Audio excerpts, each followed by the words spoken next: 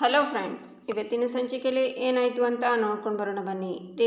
ಕೇಶವ ಅವರೇ ಬನ್ನಿರಿ ಇಲ್ಲಿ ಅಂತಾಳೆ ಮೀನಾ. ಬನ್ನಿ ಅಪ್ಪ ಹೋಗೋಣ ಅಂತಾನೆ ಕೇಶವ. ಎಲ್ಲಿಗೋ ಅಂತಾರೆ ನಂದನ್. ನೀವೇ ನೋಡಿದ್ರಲ್ಲಪ್ಪ, ಹೆಣ್ಣಿನ ಕಡೆಯವರು ನಮ್ಮನೆ ಬಾ ಅಂತ ಕರೀತಿದ್ದಾರೆ ಅಂತಾನೆ ಕೇಶವ. ಆಗ ಗಿರಿಜಾ, ಮೀನಾ ಏನೇ ಮಾಡ್ತಿದ್ಯಾ ಅಂತಾರೆ. ಗಿರಿಜಾ, ಏನಮ್ಮ ಇದು, ಆ ಹುಡುಗ ನೋಡಿದರೆ ಏನೇನೋ ಮಾತಾಡ್ತಿದ್ದಾರೆ, ಅದೆಲ್ಲ ನನಗೆ ಗೊತ್ತಿಲ್ಲ, ಇವತ್ತು ಇದೆಲ್ಲ ಎತ್ಯರ್ಥ ಆಗಲೇಬೇಕು ಅಂತಾಳೆ ಪ್ರಿಯಾ. ವಲ್ಲಭ ಅವರೇ ಕರ್ಕೊಂಡು ಬನ್ನಿ ನಿಮ್ಮ ಹುಡುಗನ ಅಂತಾಳೆ ಅಮೂಲ್ಯ. ಅಪ್ಪ ಇರು, ನಮ್ಮ ಮರ್ಯಾದೆ ಪ್ರಶ್ನೆ ತಡೆಯೋಕೆ ಬರಬೇಡಿ, ತಡೆಯೋಕ್ಕೂ ಆಗಲ್ಲ, ಬನ್ನಿಯಪ್ಪ ಹೋಗೋಣ ಅಂತಾನೆ ಕೇಶವ. ಬನ್ನಿ ಬಾವ, ಮರ್ಯಾದೆ ಉಳಿಸಿ ಅಂತ ಸುಂದರ ಅವ್ರ ಕೈನ ಹಿಡ್ಕೊಂಡು ಕರ್ಕೊಂಡು ಬಂದು ಅವ್ರ ಮುಂದೆ ನಿಲ್ಲಿಸ್ತಾರೆ. ಏನ್ರಿ ಕೇಶವ ಅವರೇ, ಇದು ನಿಮ್ಮ ಹುಡುಗನ ಬೆಣ್ಣೆ ಮಾತು ಬೆಣ್ಣೆ ಮನಸ್ಸು ಅಂತ ಹೇಳ್ತಿದ್ರಿ, ಇವಪ್ಪ ನೋಡಿದರೆ ಇಷ್ಟೊಂದು ರೇಗಾಡ್ತಿದೆ. ಅಲ್ಲ, ಜೀವನದಲ್ಲಿ ಮದುವೆ ಆಗೋದು ಒಂದೇ ಸಲ, ಈಗಲೇ ಖರ್ಚು ಅಂತಾರೆ. ಹಿಂಗಾದರೆ ನಮ್ಮ ಹುಡುಗಿನ ನಿಮ್ಮ ಹುಡುಗನಿಗೆ ಕೊಡಲ್ಲಪ್ಪ ಅಂತಾಳೆ ಮೀನಾ. ಏನ್ರಿ ಮೀನಾ, ಅವರು ನಮ್ಮ ಹುಡುಗನ ಬಗ್ಗೆ ಹಾಗೆಲ್ಲ ಮಾತಾಡಬೇಡಿ. ನಮ್ಮ ಹುಡುಗ ಜುಗ ಇರ್ಬೋದು, ಖರ್ಚು ವೆಚ್ಚ ಕಡಿಮೆ ಮಾಡ್ಬೋದು, ಯಾಕಂದರೆ ದುಂದು ವೆಚ್ಚ ಇಷ್ಟ ಆಗಲ್ಲ ನಮ್ಮ ಹುಡುಗಂಗೆ. ಬಜೆಟ್ನಲ್ಲೇ ಬದುಕಿ ಅಭ್ಯಾಸ, ನಿಮಗೆ ಗೊತ್ತೇನ್ರಿ, ಬಜೆಟ್ನಲ್ಲಿ ಬದುಕ್ತಾ ಇರೋದೇ ಬರೀ ಹುಡುಗಿನ ಚೆನ್ನಾಗಿ ನೋಡ್ಕೋಬೇಕು ಅಂತ. ಒಲವೇ ಜೀವನದ ಲೆಕ್ಕಾಚಾರ, ಇವರನ್ನು ಮದುವೆ ಆದರೆ ಈ ಹುಡುಗಿ ಜೀವನ ಸಾಕ್ಷಾತ್ಕಾರ, ಅದೇ ಇಂದಿನ ಸಮಾಚಾರ ಅಂತಾನೆ ಕೇಶವ. ಆದರೂ ಮೊನ್ನೆಯಿಂದ ನಿಮ್ಮ ಹುಡುಗನ ನೋಡ್ತಿದ್ದೀನಿ, ತುಂಬ ಮಾತಾಡ್ತಾನೆ, ಮುಖದಲ್ಲಿ ಒಂಚೂರು ನಗುನೇ ಇಲ್ಲ ಅಂತಾಳೆ ಮೀನಾ. ಏನೋ ನಿಮ್ಮ ಹುಡುಗಂಗೆ ನಮ್ಮ ಹುಡುಗಿ ಇಷ್ಟ ಆಗಿಲ್ವೋ, ಅಥವಾ ಮದುವೆನೇ ಇಷ್ಟ ಇಲ್ವೋ ಅಂತಾಳೆ ಅಮೂಲ್ಯ.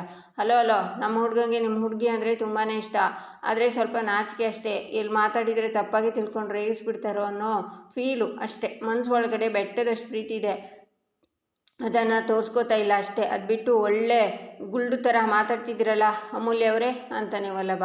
ಆಗ ಪ್ರಿಯ ಅಳ್ತಾ ನಾಟಕ ಮಾಡ್ತಾ, ಪಾಪ ಕಣ್ರಿ ನಮ್ಮ ಹುಡುಗಿಗೆ ಮಾತಾಡೋಕ್ಕೆ ಬರಲ್ಲ, ಕೋಪ ತಾಪ ಅಂತೂ ಗೊತ್ತೇ ಇಲ್ಲ, ಕಷ್ಟ ಸುಖ ಏನು ಅಂತ ಹೇಳಿಕೊಟ್ಟು ಬೆಳೆಸಿದ್ದೀವಿ.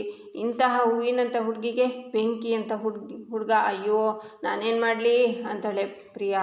ಅಲ್ಲ, ನಿಮ್ಮ ಪ್ರಾಬ್ಲಮ್ ಏನು, ನಮ್ಮ ಹುಡುಗ ಬೈತಾನೆ ಅಂತನಾ? ಇರಲಿ, ಒಂಚೂರು ಏನೂ ಬೈಬಾರ್ದು, ಆದರೆ ಆ ಹುಡುಗಿ ಮೇಲೆ ಪ್ರಾಣನೇ ಇಟ್ಕೊಂಡಿದ್ದಾನೆ ಗೊತ್ತಾ, ಅದು ಅಲ್ಲದೆ ಒಂಚೂರು ನೋವಾಗಲಿ ಸುಮ್ಮನಿರಲ್ಲ, ಮಗು ಥರ ಮನಸ್ಸು ಅಂತಾನೆ ಮಾಧವ. ಆಗ ರಕ್ಷಾ, ಏನರಪ್ಪ ಮದುವೆನ ಸ್ವರ್ಗದಲ್ಲೇ ನಿಶ್ಚಯ ಮಾಡ್ಕೊಂಡಿರ್ತಾರೆ ಅಂತೆ, ಆ ಹುಡುಗಂಗೆ ಈ ಹುಡುಗಿ ಅಂತ ದೇವ್ರು ಬರೆದು ಕಳಿಸಿರ್ತಾರಂತೆ. ಆದರೆ ನೀವು ನೋಡಿದರೆ ಇಲ್ಲಿ ನಿಶ್ಚಯ ಮಾಡ್ಕೊಂಡು ಬಿಟ್ಟಿದ್ದೀರಾ. ನಂದು ಮದುವೆ ಆಗಿ ಒಂದೇ ವರ್ಷಕ್ಕೆ ನಮ್ಮ ಯಜಮಾನ್ರಿಗೆ ವರ್ಷದೊಳಗೆ ಮಗು ಎತ್ಕೊಟ್ಟಿದ್ದೆ ಅಂತ ಅಜ್ಜಿ ಥರ ಮಾತಾಡ್ತಾಳೆ. ಏನೇ ಆಗಲಿ, ನಮ್ಮ ಹುಡುಗನ ಮದುವೆ ಆಗೋಕ್ಕೆ ನಿಮ್ಮ ಹುಡುಗಿ ಅದೃಷ್ಟ ಮಾಡಿರಬೇಕು ಅಂತಾರೆ ಸುಂದರ. ಆಹಾ, ನಿಮ್ಮ ಹುಡುಗ ಬಿಳಿ ಆದರೆ ನಮ್ಮ ಹುಡುಗಿ ಕೆಂಪು ದಂತದ ಗೊಂಬೆ ತರಹ ಇದ್ದಾಳೆ, ನಮ್ಮ ಹುಡುಗಿನ ಮದುವೆ ಆಗೋಕ್ಕೆ ನಿಮ್ಮ ಹುಡುಗ ಪುಣ್ಯ ಮಾಡಿರಬೇಕು ಅಂತಾಳೆ ಮೀನಾ. ಹಲೋ, ನಮ್ಮ ಹುಡುಗ ಸೂಪರ್ ಅಂತಾನೆ ಕೇಶವ. ನಿಮ್ಮ ಹುಡುಗ ಸೂಪರ್ ಆದರೆ ನಮ್ಮ ಹುಡುಗಿ ಡೂಪರ್ ಅಂತಾಳೆ ಮೀನಾ. ನೋಡೇ ಬಿಡೋಣವಾ ಅಂತ ಕೇಶವ ಮತ್ತು ಮೀನಾ ಮುಂದೆ ಬರ್ತಾರೆ. ನೀವು ನೋಡ್ಕೊಂಡು ನಿಂತರೆ ಮದುವೆ ಮಾಡೋದು ಯಾವಾಗ, ಬಿಳಿ ಹುಡುಗಂಗೂ ಕೆಂಪು ಹುಡುಗಿಗೂ ಮದುವೆ ಮಾಡೋಣ, ಬನ್ನಿ ಅಂತಾನೆ ಸುಂದರ. ಈಚೆ ಮೀನಾ ಅಮೂಲ್ಯ ರೂಮಿಗೆ ಬಂದು ಕೂತ್ಕೋತಾರೆ.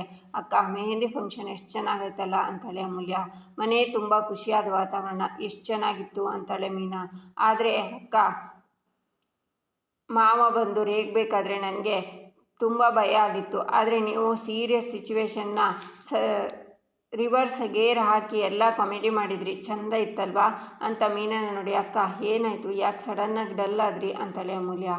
ಏನಿಲ್ಲ ಅಮ್ಮು, ನನ್ನ ಕೇಶವನ ಮದುವೆನ ಇಬ್ಬರು ಮನೆಯವರು ಒಪ್ಕೊಂಡು ಮಾಡಿದಿದ್ರೆ ಇದೇ ಥರ ಮೆಹಂದಿ ಶಾಸ್ತ್ರ ಮಾಡಿಕೊಂಡು ಡಾನ್ಸು, ಈ ಥರ ಸಂಭ್ರಮ, ನನ್ನ ಕೇಶವನ ರೇಗಿಸೋದು ಕಾಡಿಸೋದು ಎಲ್ಲ ಇರ್ತಿತ್ತು. ಆದರೆ ಇದನ್ನೆಲ್ಲ ನಾನು ಮಿಸ್ ಮಾಡಿಕೊಂಡೆ ಕಣೆ. ಹಾಗಂತ ಕೇಶವನ ಮದುವೆ ಆಗಿರೋದು ನನಗೇನು ಬೇಜಾರಿಲ್ಲ ಅಮ್ಮು, ಅದು ನನ್ನ ಲೈಫಲ್ಲಿ ತಗೊಂಡಿರೋ ಒಂದು ಸರಿಯಾದ ನಿರ್ಧಾರ. ಆದರೂ ಆಗಾಗ ಅನಿಸುತ್ತೆ, ಇನ್ನೊಂದು ಸ್ವಲ್ಪ ಸಮಯ ಕಳೆದು ಮನೆಯವರನ್ನೆಲ್ಲ ಒಪ್ಪಿಸಿ ಮದುವೆ ಆಗ್ಬೋದಿತ್ತು ಅಂತ. ಆದರೆ ಏನು ಮಾಡೋದು, ನಮ್ಮ ಮನೇಲಿ ಮದುವೆ ಫಿಕ್ಸ್ ಮಾಡಿದರು, ಓಡೋಗಿ ಮದುವೆ ಆಗೋದು ಬಿಟ್ಟರೆ ಬೇರೆ ದಾರಿ ಕಾಣಿಸ್ಲೇ ಇಲ್ಲ. ಆದರೂ ದೇವರು ಬೇರೆ ರೂಪದಲ್ಲಿ ಈ ಥರ ಮೆಹಂದಿ ಶಾಸ್ತ್ರ, ಅರಿಶಿನ ಶಾಸ್ತ್ರ, ಮದುವೆ ಶಾಸ್ತ್ರಗಳನ್ನೆಲ್ಲ ಹತ್ತಿರದಿಂದ ನೋಡೋ ಭಾಗ್ಯ ಕೊಟ್ಟಿದ್ದಾನೆ. ನೀನ್ಯಾಕೆ ಮುಖ ಚಿಕ್ಕದು ಮಾಡಿಕೊಂಡೆ ಅಂತಾಳೆ ಮೀನಾ. ಅಕ್ಕ, ವಲ್ಲಭ ನನ್ನ ಚೆನ್ನಾಗಿ ನೋಡ್ಕೊತಾನೆ, ನಾನೇನೇ ಕೇಳಿದ್ರು ಇಲ್ಲ ಅಂತ ಹೇಳೋದೇ ಇಲ್ಲ, ನನ್ನೆಲ್ಲ ಆಸೆನ ಈಡೇರಿಸ್ತಿದ್ದಾನೆ, ಬೆಸ್ಟ್ ಹಸ್ಬೆಂಡ್ ಅವನು. ಆದರೂ ಅಕ್ಕ, ನನಗೆ ಒಂದೊಂದು ಸಲ ಏನು ಇಮ್ಯಾಜಿನೇಷನ್ ಬರುತ್ತೆ ಗೊತ್ತಾ, ನಾನು ವಲ್ಲಭ ಎದುರು ಬದ್ರು ಮನೇಲಿ ಇದ್ದನು, ಅವನು ನನ್ನ ಸ್ವಂತ ಅತ್ತೆ ಮಗ, ಅವನ ಜೊತೆ ಶತ್ರು ಅಂತ ಜಗಳ ಮಾಡಿಕೊಂಡೆ ಬೆಳೆಯೋ ಬದಲು ಅವನ್ನ ಅರ್ಥ ಮಾಡ್ಕೊಂಡು ಬೆಳೆದಿದ್ರೆ, ಆ ಫ್ರಾಡ್ ಸಿದ್ದುನ ಪ್ರೀತಿ ಮಾಡೋ ಬದಲು ವಲ್ಲಭನೇ ಪ್ರೀತಿ ಮಾಡಿದಿದ್ರೆ ಎಷ್ಟು ಚೆನ್ನಾಗಿರೋದಲ್ವಾ. ಒಂದ್ಸಲ ಯೋಚನೆ ಮಾಡಿ ಅಕ್ಕ, ಆ ಮನೆ ಈ ಮನೆ ಮಧ್ಯೆ ದ್ವೇಷ ಇಲ್ಲದೆ ಹೋಗಿದ್ರೆ, ನಾನು ವಲ್ಲಭ ಪ್ರೀತಿ ಮಾಡಿ ಎರಡು ಮನೆಯವರಿಗೆ ಹೇಳಿ ಒಪ್ಪಿಸಿ ಎಲ್ಲರ ಮುಂದೆ ನಿಂತು ಈ ಮದುವೆ ಮಾಡಿದಿದ್ರೆ ಎಷ್ಟು ಚೆನ್ನಾಗಿರ್ತಿತ್ತಲ್ವ. ನಾನೇ ಕಾಡು ಪಾಪನ ಹತ್ರ ಏನಾದರೂ ಜಗಳ ಮಾಡಿಕೊಂಡು ಅಮ್ಮನ ಮನೆಗೆ ಹೋಗ್ತಿದ್ದೆ. ಅವನಲ್ಲಿಗೆ ಬಂದು ಕನ್ವಿನ್ಸ್ ಮಾಡಿ ಮುದ್ದು ಮಾಡಿ ನನ್ನ ವಾಪಸ್ ಕರ್ಕೊಂಡು ಬರ್ತಿದ್ದ. ಅಮ್ಮ ಮತ್ತು ಅತ್ತೆ ಎದುರುಗಡೆ ಕೂತ್ಕೊಂಡು ಹರಟೆ ಹೊಡಿಬೋದಿತ್ತು. ಅಪ್ಪ ಚಿಕ್ಕಪ್ಪ ಮಾವ ಒಟ್ಟಿಗೆ ಕೂತ್ಕೊಂಡು ಎಲೆ ಅಡಿಕೆ ಹಾಕೋತಿದ್ರು. ಇದನ್ನೆಲ್ಲ ನೋಡೋದಕ್ಕೆ ಎಷ್ಟು ಸೂಪರಾಗಿರ್ತಿತ್ತು ಅಲ್ವಾ ಅಕ್ಕ ಅಂತಾಳೆ ಅಮೂಲ್ಯ. ನಿಜ ಅಮ್ಮು, ಈ ತರಹ ಇದ್ದಿದ್ರೆ ನಿಜಕ್ಕೂ ಚೆನ್ನಾಗಿರ್ತಿತ್ತು. ಆವಾಗ ಅತ್ತೆಗೂ ತವ್ರ ಮನೆ ಪ್ರೀತಿ ಸಿಗ್ತಿತ್ತು ಅಂತಾಳೆ ಮೀನಾ. ಆದರೆ ಅಕ್ಕ ಇದು ಯಾವುದೂ ನಿಜ ಆಗಲ್ಲ ಬಿಡಿ ಅಂತಾಳೆ ಅಮೂಲ್ಯ. ಹೌದು ಅಮ್ಮು, ಆದರೂ ಅಮ್ಮು ನೀನು ಇಷ್ಟುದ್ದ ಹೇಳಿದ್ಯಲ್ಲ, ಅದರಲ್ಲಿರೋದು ಒಂದು ಹೈಲೈಟ್ ಆಗೋ ವಿಷಯ ಇತ್ತು ಕಣೆ ಅಂತಾಳೆ ಮೀನಾ. ಏನು ಅಂತಾಳೆ ಅಮೂಲ್ಯ. ಕಳ್ಳಿ, ಎಲ್ಲ ಗೊತ್ತಿದ್ರು ನಾನೇ ಹೇಳಬೇಕು ಅಲ್ವಾ? ಅದೇ ಅಮ್ಮು, ಮೊದಲನೇ ವಲ್ಲಭನನ್ನು ಅರ್ಥ ಮಾಡ್ಕೊಂಡಿದ್ದಿದ್ರೆ ಅವನ್ನೇ ಲವ್ ಮಾಡ್ಬೋದಿತ್ತು ಅಂದೆ. ಈಗ ನೀನು ಅವನ್ನ ಲವ್ ಮಾಡ್ತಿದ್ಯಾ ತಾನೆ ಅಂತಾಳೆ ಮೀನಾ. ಅಕ್ಕ ಸುತ್ತಿ ಬಳಸಿ ಮಾತಾಡಬೇಡಿ, ಸ್ಟ್ರೈಟ್ ಆಗಿ ಕಮ್ ಟು ದಿ ಪಾಯಿಂಟ್ ಅಂತಾಳೆ ಅಮೂಲ್ಯ. ಅಬ್ಜೆಕ್ಷನ್ ಯುವರ್ ಆನರ್, ಸಮಥಿಂಗ್ ಅಂತಾಳೆ ಮೀನಾ. ಒಳ್ಳೆ ರೋದನೆ ಆಯಿತು ನಿಮ್ಮದು ಅಂತಾಳೆ ಅಮೂಲ್ಯ. ಅಮ್ಮು ಈಗ ನೀನು ಮಾತು ಮರೆಸ್ಬೇಡ, ನೀನು ಹೇಳಿದ್ದು ಅದೇ ಅರ್ಥದಲ್ಲಿ ಇತ್ತೋ ಇಲ್ವೋ ಅಂತಾಳೆ ಮೀನಾ. ಇಲ್ಲ ಅಕ್ಕ, ನೀವು ಕನ್ನಡ ಟು ಕನ್ನಡ ಟ್ರಾನ್ಸ್ಲೇಷನ್ ತಪ್ಪಾಗಿ ಅರ್ಥ ಮಾಡ್ಕೋತಿದ್ದೀರಾ. ನಾನು ಇಮ್ಯಾಜಿನೇಷನ್ ಅಂತ ಅಷ್ಟೇ ಹೇಳಿದ್ದು, ದಟ್ಸ್ ಆಲ್ ಅಂತಾಳೆ ಅಮೂಲ್ಯ. ಮನಸ್ಸಲ್ಲಿ ಏನಿರುತ್ತೋ ಅದನ್ನೇ ಕಣೆ ಇಮ್ಯಾಜಿನೇಷನ್ ಮಾಡ್ಕೊಳ್ಳೋದು. ನಿನ್ನ ಮನಸ್ಸಲ್ಲಿ ಇಮ್ಯಾಜಿನೇಷನ್ ಬಂದಿದೆ ಅಂದರೆ ನೀನು ವಲ್ಲಭನ ಪ್ರೀತಿ ಮಾಡ್ತಿದ್ಯಾ ಅಂತ ತಾನೆ ಅಂತಾಳೆ ಅಮೂಲ್ಯ. ಅಕ್ಕ ಏನೇನೋ ಮಾತಾಡಬೇಡಿ, ವಲ್ಲಭ ಅಂದರೆ ನನಗೆ ಇಷ್ಟನೇ, ಆದರೆ ನನಗೆ ಅವನ ಮೇಲೆ ಪ್ರೀತಿ ಇದೆ ಅಂತಲ್ಲ. ವಲ್ಲಭ ನನ್ನ ಚೆನ್ನಾಗಿ ನೋಡ್ಕೊತಿದ್ದಾನೆ, ಹಾಗಂತ ನಾನು ಅವನ ಜೊತೆ ಸಂಸಾರ ಮಾಡ್ತೀನಿ ಅಂತಲ್ಲ. ಅಪ್ಪ ಚಿಕ್ಕಪ್ಪ ಮಾವ ಎಲ್ಲ ಒಟ್ಟಿಗೆ ಕೂತು ಎಲೆ ಅಡಿಕೆ ಹಾಕ್ಕೊಳ್ಳಿ ಅಂದ್ಕೊಂಡೆ, ಆದರೆ ನಾನು ವಲ್ಲಭ ಎಲೆ ಅಡಿಕೆ ಹಾಕ್ಕೋತೀವಿ ಅಂದ್ಕೊಂಡ. ಏನೇನೋ ಮಾತಾಡ್ತಿದ್ದೀರಾ ನೀವು ಅಂತಾಳೆ ಅಮೂಲ್ಯ. ನಿನ್ನ ನೋಡ್ತಿದ್ರೆ ಒಂದು ಸಮಸ್ಯೆ ಇದೆ ಅಂತ ಅನಿಸ್ತಿದೆ. ಹೇಳು ಅಮ್ಮ, ನೀನು ವಲ್ಲಭನ ಪ್ರೀತಿ ಮಾಡ್ತಿದ್ಯಾ ತಾನೆ ಅಂತಾಳೆ ಮೀನಾ. ಹೋಗಿ ಅಕ್ಕ, ನೀವು ನಿಮ್ಮ ಜೊತೆ ಸೇರಿದರೆ ನಮ್ಮ ಮಮ್ಮಿ ಬರ್ತಾರೆ ನಿಮ್ಮ ಹತ್ರ ಟೂ ಅಂತ ಅಮೂಲ್ಯ ಹೋಗ್ತಾಳೆ. ಅಮ್ಮ ನಿಂತ್ಕೋ, ಹೀಗೆ ಟೂ ಅನ್ನೋ ಬದಲು ವಲ್ಲಭಂಗೆ ಐ ಲವ್ ಯು ಅಂತ ಹೇಳು, ಅವನು ಲವ್ ಯು ಟು ಅಂತ ಹೇಳ್ತಾನೆ ಅಂತಾಳೆ ಮೀನಾ. ಈಚೆ ನಂದನ್ ರೂಮಲ್ಲಿ ಒಳ್ಳೆ ಕಪಿಗಳ ಸಹವಾಸ ಆಗೋಯ್ತು. ಸ್ವಲ್ಪನೂ ಜವಾಬ್ದಾರಿ ಇಲ್ಲ, ದೊಡ್ಡವರು ಚಿಕ್ಕವರು ಏನಿಲ್ಲ ಇವರಿಗೆ. ಸದ್ರ ಕೊಟ್ಟಿದ್ದು ಜಾಸ್ತಿ ಆಯಿತು. ಅಧಿಕ ಪ್ರಸಂಗಿಗಳು, ಹೇಳೋರು ಕೇಳೋರು ಒಬ್ಬರು ಇಲ್ಲ ಅನ್ನಿಸ್ತಿದೆ ಅವರಿಗೆ. ಛೆ ಅಂತಾರೆ. ಆಗ ಗಿರಿಜಾ ಬಂದು ಡೋರ್ ಕ್ಲೋಸ್ ಮಾಡಿ, ಪಾಪರಿ ಮಕ್ಕಳು, ಅವ್ರ ಮೇಲೆ ಹಾಕಿ ಕೋಪ ಮಾಡ್ಕೋಬೇಡ್ರಿ, ಏನೋ ಮತ್ತೆ ನಮ್ಮ ಮದುವೆ ಮಾಡಬೇಕು ಅಂತ ಹೊರಟಿದ್ದಾರೆ. ನೀವೇ ಯೋಚನೆ ಮಾಡಿ, ಯಾವ ಮಕ್ಕಳು ತಾನೇ ತಮ್ಮ ತಂದೆ ತಾಯಿಗಳಿಗೋಸ್ಕರ ಇಷ್ಟೆಲ್ಲ ಕಷ್ಟಪಡ್ತಾರೆ ಹೇಳಿ? ಅಂಥದ್ರಲ್ಲಿ ನಮ್ಮ ಮಕ್ಕಳು, ನಮ್ಮ ಸೊಸೆಯಂದರು ಏನೇನೋ ಕನಸು ಕಟ್ಕೊಂಡು ತಯಾರಿ ಮಾಡಿಕೊಂಡು ನೋಡಿದ್ರಲ್ಲ, ಮನೆಯೇ ಒಂದು ಮದುವೆ ಮನೆ ಮಾಡಿಬಿಟ್ಟಿದ್ದಾರೆ. ನಮ್ಮಿಬ್ಬರನ್ನ ಮದುಮಕ್ಕಳನ್ನು ಮಾಡಿಬಿಟ್ಟಿದ್ದಾರೆ. ನಾವು ಈಗ ಅವರಿಗೆ ಬೆಂಬಲ ಕೊಡದೆ ಹೋದರೆ ಅವರಿಗೆ ನೋವಾಗುತ್ತೆ ಅಲ್ಲ ರೀ ಅಂತಾರೆ ಗಿರಿಜಾ. ನಾನು ಅವ್ರ ಬಗ್ಗೆ ಕೋಪ ಮಾಡ್ಕೊಂಡಿದ್ದೀನಿ ಅಂತ ನಿನ್ಗೆ ಯಾರು ಹೇಳಿದ್ರು ಅಂತಾರೆ ನಂದನ್. ಹಾಗಾದರೆ ನೀವು ಕೋಪ ಮಾಡ್ಕೊಂಡಿದ್ದು ಅಂತಾರೆ ಗಿರಿಜಾ. ನಿಜ ಹೇಳಬೇಕು ಅಂದರೆ ಮಕ್ಕಳು ಮಾಡ್ತಿರೋ ಕೆಲಸಕ್ಕೆ ನಾನು 32 ವರ್ಷ ಹಿಂದೆ ಹೋಗ್ಬಿಟ್ಟೆ. ಆಗ ನಮ್ಮ ಮದುವೆ ಸಮಯದಲ್ಲಿ ಸಂಭ್ರಮ ಪಡೋಕ್ಕೆ ರೇಗಿಸೋಕ್ಕೆ ಯಾರೂ ಇರಲಿಲ್ಲ. ಈಗ ನೋಡು, ಹೆಣ್ಮಕ್ಳು ನಿನ್ನ ಪರ ಅಂತೆ, ಗಂಡು ಮಕ್ಕಳು ನನ್ನ ಪರ ಅಂತೆ. ಅವ್ರ ಸಂಭ್ರಮ ನೋಡು, ಎಷ್ಟು ಖುಷಿಯಲ್ಲಿದ್ದಾರೆ. ಇದನ್ನೆಲ್ಲ ನೋಡೋಕ್ಕೆ ತುಂಬ ಸಂತೋಷ ಆಗುತ್ತೆ. ಇದನ್ನೆಲ್ಲ ನೋಡ್ತಿದ್ರೆ ಮಾಧವ ನನ್ನ ಅಪ್ಪನೇನೋ, ಕೇಶವ ವಲ್ಲಭ ನನ್ನ ಚಿಕ್ಕಪ್ಪಂದಿರೇನೋ, ಸುಂದರ ನನ್ನ ಸೋದರ ಮಾವ ಏನೋ ಅನ್ನಿಸ್ತಿದೆ. ಅದೇ ಥರ ಪ್ರಿಯ ನನ್ನ ಅಮ್ಮನೇನೋ, ಮೀನಾ ಅಮ್ಮು ಇವರಿಬ್ಬರು ನನಗೆ ಚಿಕ್ಕಮ್ಮಂದಿರ ಥರ ಭಾಸ ಆಗ್ತಿದೆ. ನಾನು ಅನಾಥ ಅನ್ನೋ ಪ್ರಜ್ಞೆ ಮನಸ್ಸಲ್ಲಿ ಸಾಸಿವೆ ಕಾಳಷ್ಟು ಇದ್ದರೂ ಕೂಡ ಇವ್ರು ತೋರಿಸ್ತಾ ಇರೋ ಪ್ರೀತಿಲಿ ಅಳಿಸಿ ಹೋಗ್ತಿದೆ ಗಿರಿಜಾ. ನಾನಂತೂ ಮಕ್ಕಳ ಉತ್ಸಾಹ ನೋಡಿ ಎಷ್ಟು ಖುಷಿ ಪಡ್ತಿದ್ದೀನಿ ಗೊತ್ತಾ? ಅದನ್ನು ಬಾಯಲ್ಲಿ ಹೇಳೋಕ್ಕಾಗಲ್ಲ ಗಿರಿಜಾ ಅಂತಾರೆ ನಂದನ್. ಹಾಗಾದರೆ ಇನ್ನೂ ಯಾಕ್ರಿ ಆ ಮುಖನ ಅಂತ ಇಟ್ಕೊಂಡಿದ್ದೀರಾ?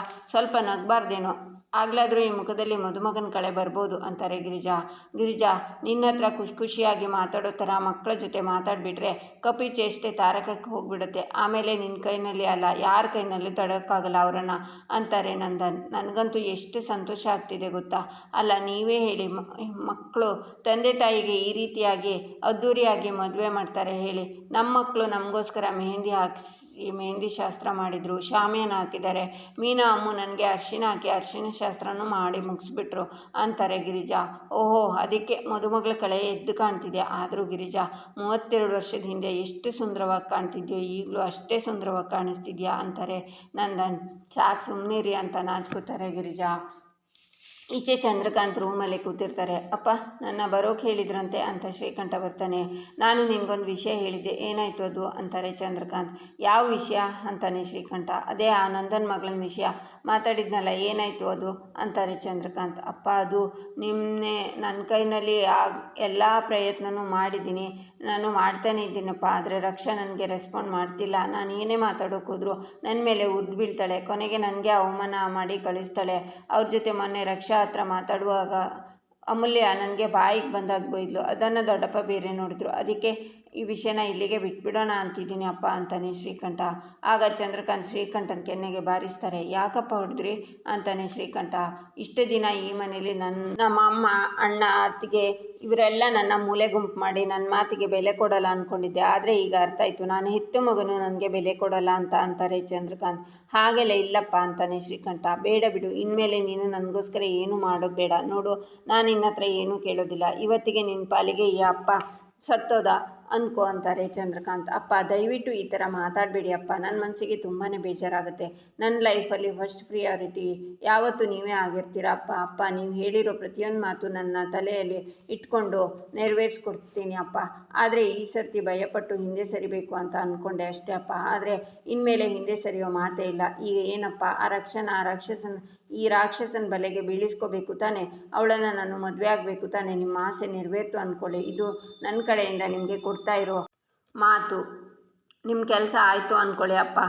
ಆ ರಕ್ಷಣ ಇನ್ಮೇಲೆ ಈ ಶ್ರೀಕಂಠ ಪ್ರೀತಿಯನ್ನು ದಾರದಲ್ಲಿ ಬಂಧಿಸಿ ಬುಗ್ರಿ ಥರ ಆಡಿಸ್ತಾನೆ ಅಂತಾನೆ ಶ್ರೀಕಂಠ. ಈಚೆ ಕೇಶವ, ಅಣ್ಣ ಪುರೋಹಿತರು ಮಂತ್ರ ಹೇಳೋಕ್ಕೆ ನಾಳೆ ಬೆಳಿಗ್ಗೆ ಬರ್ತಾರೆ ತಾನೆ ಅಂತಾನೆ. ಬೆಳಿಗ್ಗೆ 9 ಗಂಟೆಗೆ ಮುಹೂರ್ತ, 8 ಗಂಟೆಗೆ ಬಂದು ತಿಂಡಿ ತಿಂದು ಪೂಜೆ ಶುರು ಮಾಡ್ತಾರೆ ಅಂತಾನೆ ಮಾಧವ. ಹಾರ ಬೆಳಿಗ್ಗೆ ಬರುತ್ತೆ, ಹಣ್ಣು ಹೂವು ಅಂತಾನೆ ಕೇಶವ. ಅದನ್ನೆಲ್ಲ ರೆಡಿ ಮಾಡಿದ್ದೀನಿ ಕೇಶವ ಅಂತಾಳೆ ಮೀನಾ. ಹೌದು, ನಮ್ಮ ಕಡೆಯಿಂದ ಎಲ್ಲ ತಯಾರಿನೂ ಆಗಿದೆ ಅಂತಾಳೆ ಪ್ರಿಯಾ. ನಾಳೆ ಬೆಳಿಗ್ಗೆ ಆಗೋದೊಂದೇ ಬಾಕಿ, ಆದರೆ ಮಾವನ ಕೈಲಿ ಅತ್ತೆಗೆ ತಾಳಿ ಕಟ್ಸೋದೊಂದೇ ಅಂತಾಳೆ ಅಮೂಲ್ಯ. ಅಯ್ಯೋ, ನಾವು ತಾಳಿನೇ ತಗೊಂಡು ಬಂದಿಲ್ಲ ಅಲ್ಲ ಅಂತಾಳೆ ಮೀನಾ. ಅಕ್ಕ, ಅರ್ಶಿನ ದಾರ ಮನೇಲಿಲ್ವಾ, ಅದನ್ನೇ ಅಲ್ವಾ ಮಾವ ಕಟ್ಟೋದು ಅಂತಾಳೆ ಅಮೂಲ್ಯ. ಆದರೂ ತಾಳಿ ಬೊಟ್ಟು ಬೇಕಲ್ವಾ, ಅರ್ಶಿನ ದಾರ ಹೇಗೆ ಕಟ್ಟೋಕ್ಕಾಗುತ್ತೆ, ಇಷ್ಟೆಲ್ಲ ಅರೇಂಜ್ ಮಾಡಿದ್ವಿ, ಇದೊಂದು ವಿಷಯದಲ್ಲಿ ಎಡ್ವರ್ಟ್ ಮಾಡ್ಕೊಂಡ್ವಿ ಅಂತಾಳೆ ಮೀನಾ. ಸರಿ ಅತ್ತಿಗೆ, ನಾನು ಹೋಗಿ ಈಗಲೇ ತಗೊಂಡು ಬರಲಾ ಅಂತಾನೆ ವಲ್ಲಭ. ಆಗ ಸುಂದರ ಬಂದು ತಾಳಿನ ತೋರಿಸ್ತಾನೆ. ಎಲ್ಲರೂ ಸ್ಮೈಲ್ ಮಾಡ್ತಾರೆ. ಅರೆ ಮಾವ, ತಾಳಿ ಬೊಟ್ಟನ್ನು ನೀನು ತಂದ್ಯಾ? ಅಲ್ಲ ಮಾವ, ದುಡ್ಡಿಲ್ಲ ಅಂತ ಹೇಳ್ತಿದ್ಯಲ್ಲ, ಮತ್ತೆ ಇದು ಎಲ್ಲಿಂದ ಬಂತು ಅಂತಾನೆ ಮಾಧವ. ಎಲ್ಲದಕ್ಕೂ ದುಡ್ಡೇ ಬೇಕು ಅಂತಿಲ್ಲ, ಕೆಲವೊಂದು ಋಣಾನು ಬಂಧನೂ ಆಗ್ಬಿಡುತ್ತೆ ಅಂತಾನೆ ಸುಂದರ. ಮಾಮ, ನೀನೇನು ಹೇಳ್ತಿದ್ಯೋ ಅರ್ಥ ಆಗ್ತಿಲ್ಲ, ಎಲ್ಲಿಂದ ತಂದೆ ತಾಳಿನ ಅಂತಾದ್ರೂ ಹೇಳು ಅಂತಾನೆ ವಲ್ಲಭ. ಎಲ್ಲರೂ ತಿಳ್ಕೊಬೇಕಾ? ಹಾಗಿದ್ರೆ ಜೇಡ ಕಟ್ಟಿರೋ ಮೂಲೆ ನೋಡಿ ಅಂತಾನೆ ಸುಂದರ. ನಮ್ಮ ಮನೇಲಿ ಜೇಡು ಕಟ್ಟಿರೋ ಮೂಲೆನೇ ಇಲ್ಲ, ಫಂಕ್ಷನ್ ಅಂತ ನಾನೇ ಎಲ್ಲ ಕ್ಲೀನ್ ಮಾಡಿದ್ದೀನಿ ಅಂತಾಳೆ ಪ್ರಿಯಾ. ದೇವಾ ಅಂತ ಎಲ್ಲರೂ ಒಟ್ಟಿಗೆ ಹೇಳ್ತಾರೆ. ಪ್ರಿಯಕ್ಕ, ಆ ಕಡೆ ಚೂಡು ಅಂತಾಳೆ ಮೀನಾ. ಎಲ್ಲರೂ ಆ ಕಡೆ ನೋಡ್ತಾರೆ. ಈಚೆ ಸುಂದರ ಮೊನ್ನೆ ಅಮ್ಮನ ಹತ್ರ ಹೋದಾಗ ಮಾತಾಡಿ ಹೊರಡುವಾಗ, ಇರು ಸುಂದರ 1 ನಿಮಿಷ ಅಂತ ಅರ್ಶಿನ ದಾರದ ಜೊತೆ ಇರೋ ತಾಳಿನ ಸುಂದರಂಗೆ ಕೊಡ್ತಾರೆ. ಅಮ್ಮ, ಏನಮ್ಮ ಇದು ಅಂತಾನೆ ಸುಂದರ. 32 ವರ್ಷದ ಹಿಂದೆ ಗಿರಿಜಾಗೆ ಕೊಡಬೇಕು ಅಂತ ತವ್ರ ಮನೆ ಕಡೆಯಿಂದ ತಂದಿರೋ ತಾಳಿ ಕಣು ಇದು. ಆದರೆ ಇದನ್ನು ಗಿರಿಜಾಗೆ ಕೊಡೋಕ್ಕೆ ಆಗಲಿಲ್ಲ. ಅದಾದಮೇಲೆ ಅಮೂಲ್ಯಂಗಾದರೂ ಕೊಡೋಣ ಅಂತ ಜೋಪಾನವಾಗಿ ಎತ್ತಿಟ್ಟಿದ್ದೆ, ಆದರೆ ಅದು ಆಗಲಿಲ್ಲ ನೋಡು. ಮತ್ತೆ ಇದನ್ನು ಗಿರಿಜಾಗೆ ಕೊಡೋ ಹಾಗೆ ಆ ದೇವರೇ ಅವಕಾಶನ ಮಾಡಿಕೊಟ್ಟಿದ್ದಾನೆ ನೋಡು. ಪುಣ್ಯಕ್ಕೆ ಇವತ್ತು ಸೂರ್ಯಕಾಂತ್ ಚಂದ್ರಕಾಂತ್ ಮನೇಲಿಲ್ಲ. ಇದನ್ನು ತಗೊಂಡೋಗಿ ಗಿರಿಜಂಗೆ ಕೊಡ್ತೀಯಾ? ನಾಳೆ ಅಳಿಯಂದ್ರು ಗಿರಿಜಂಗೆ ಇದೇ ತಾಳಿನ ಕಟ್ಟಬೇಕು. ಬಹುಶಃ ಇದೆಲ್ಲ ಆಗಬೇಕು ಅಂತಲೇ ಅವರು ಮಕ್ಕಳೆಲ್ಲ ಸೇರಿ ಅವ್ರ ಮದುವೆನ ಮತ್ತೆ ಮಾಡ್ತಾ ಇದ್ದಾರೆ. ಇದನ್ನೇ ಕಣೋ ಸುಂದರ ಋಣಾನುಬಂಧ ಅನ್ನೋದು. ಹೋಗೋ, ಇದನ್ನು ಕೊಟ್ಬಿಡು ಅಂತಾರೆ ಅಜ್ಜಿ. ಈ ಸುಂದರ ನೋಡಿದ್ರ, ನಾವು ಅಕ್ಕ ಭಾವನ ಮದುವೆಗೆ ಎಲ್ಲ ಅರೇಂಜ್ಮೆಂಟ್ಸ್ ಮಾಡಿಕೊಂಡು ಬೇಕಾಗಿದ್ದ ತಾಳಿನ ಮರ್ತ್ಬಿಟ್ವಿ ಅಂತಾನೆ ಸುಂದರ. ಎಲ್ಲರೂ ಹೌದು ಹೌದು ಅಂತಾರೆ. ಅವರಿಗೊಂದು ದೊಡ್ಡ ಗಿಫ್ಟ್ ಕೊಡಬೇಕು ಅನ್ನೋದನ್ನು ಮರ್ತ್ಬಿಟ್ಟಿದ್ವಿ ಅಂತಾನೆ ಸುಂದರ. ಹೌದು ಹೌದು ಅಂತಾರೆ ಎಲ್ಲರೂ. ಈಗ ಯೋಚನೆ ಮಾಡಬೇಕಾಗಿಲ್ಲ ಅಂತಾನೆ ಸುಂದರ. ಯಾಕೆ ಅಂತಾರೆ ಎಲ್ಲರೂ. ತವ್ರ ಮನೆಯಿಂದ ತಾಳಿ ತಂದಿರೋ ತಾಳಿನೇ ಅವರಿಗೆ ಗಿಫ್ಟಾಗಿ ಕೊಡೋಣ, ಆಗ ಅಕ್ಕ ಭಾವ ಖುಷಿ ಆಗ್ತಾರೆ ಅಂತಾನೆ ಸುಂದರ. ಸೂಪರ್ ಐಡಿಯಾ ಅಂತ ಎಲ್ಲರೂ ನಗ್ತಾರೆ. ಈಚೆ ಗಿರಿಜಾನಂದನ್ ರೂಮಲ್ಲಿರುವಾಗ ಬಾಗಿಲನ್ನು ಬಡಿತಾರೆ. ಇಷ್ಟೊತ್ತಲ್ಲಿ ಯಾರು ಅಂತ ಡೋರ್ ಓಪನ್ ಮಾಡಿದರೆ ಮನೆಯವರೆಲ್ಲ ಇರ್ತಾರೆ. ಏನರೋ ಇದು ಅವತಾರ ಅಂತಾರೆ ನಂದನ್. ಮದುವೆಗೂ ಮುಂಚೆ ಒಂದೇ ರೂಮಲ್ಲಿ ಒಂದು ಹುಡುಗ ಒಂದು ಹುಡುಗಿ ಏನು ಮಾಡ್ತಿದ್ರಿ ಅಂತಾನೆ ಕೇಶವ. ಏನ್ರಿ ಕೇಶವ ಅವರೇ, ನಿಮ್ಮ ಹುಡುಗನ ಬಗ್ಗೆ ಹಾಗೆ ಗುಣಗಾನ ಮಾಡ್ತಿದ್ರಿ, ಇಲ್ಲಿ ನೋಡಿದರೆ ನಿಮ್ಮ ಹುಡುಗ ನಮ್ಮ ಹುಡುಗಿನ ರೂಮಲ್ಲೇ ಕೂರಿಸ್ಕೊಂಡಿದ್ರು ಅಂತಾಳೆ ಮೀನಾ. ಇಷ್ಟಕ್ಕೂ ನಿಮ್ಮ ಹುಡುಗಿ ನಮ್ಮ ಹುಡುಗನ ಹಿಂದೆ ಯಾಕೆ ಬರಬೇಕಾಗಿತ್ತು? ಅವರು ಬಾಲನ ಅಂತಾನೆ ಕೇಶವ. ನೋಡಿದ್ಯಾ ಗಿರಿಜಾ, ಈ ನೀನು ಮಾಡಿರೋ ಕೆಲಸಕ್ಕೆ ನಾವು ಏನೆಲ್ಲ ಮಾತು ಕೇಳಬೇಕು ಅಂತಾಳೆ ಮೀನಾ. ಇಲ್ಲಿಗೆ ಈ ಸಂಚಿಕೆ ಮುಕ್ತಾಯವಾಗುತ್ತೆ. ಮುಂದಿನ ಸಂಚಿಕೆಗಾಗಿ ನಮ್ಮ ಚಾನಲನ್ನು ನೋಡಿ ಸಬ್ಸ್ಕ್ರೈಬ್ ಮಾಡಿ, ಲೈಕ್ ಮಾಡಿ, ಸಪೋರ್ಟ್ ಮಾಡೋದನ್ನು ಮರಿಬೇಡಿ.